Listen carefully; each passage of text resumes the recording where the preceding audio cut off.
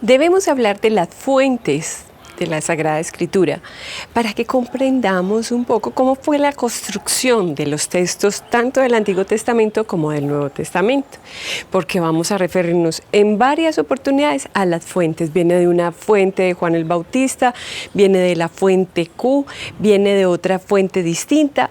Por ejemplo, en la carta a los Filipenses, en el capítulo 2, versículos 6 y siguientes, hay un himno prepaulino, un himno que se cantaba antes de Pablo. Estaba en la memoria de la comunidad, se hacía canto, se hacía celebración y Pablo lo introduce dentro de esa carta.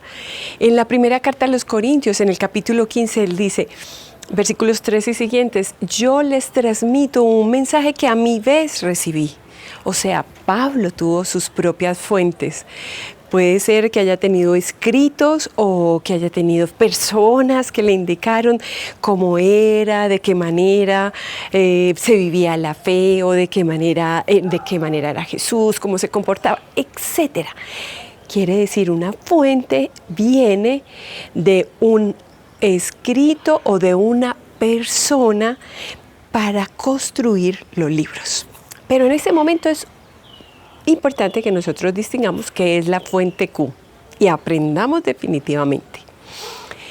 Hay una teoría acerca de la construcción de los evangelios. Cuando se miraron los evangelios de manera sinóptica, o sea, paralela, se descubrió que los tres evangelios, Marcos, Mateo y Lucas, tenían muchas coincidencias, 235 coincidencias, los evangelios de Mateo y de Lucas, y había coincidencias en los tres. O sea, veamos esto de manera muy despacio y detenida. Marcos es el primer evangelio en escribirse.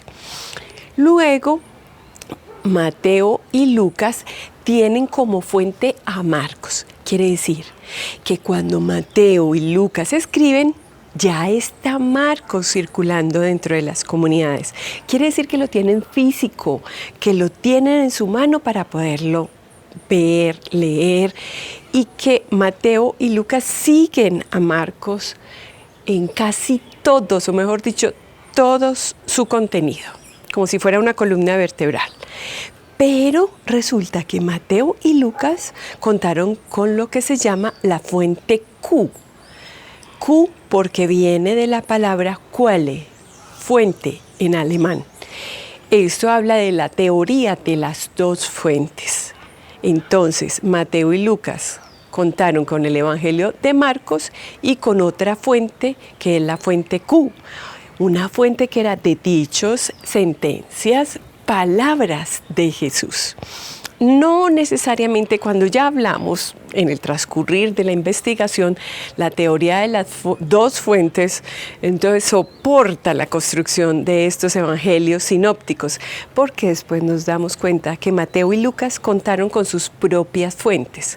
Una fuente que podríamos decir fuente Lucas y otra que es fuente Mateo. Esto es importante, ¿por qué? Porque la construcción de los libros del Nuevo Testamento, sobre todo de los evangelios, es una construcción cuidadosa, como cualquier escritor, investigador. Lucas dice, se podía escribir muchísimo, pero yo intento recoger lo que creo que es importante. Estas son las fuentes para que comprendamos muchas de las cosas que vamos a hablar en el Nuevo Testamento.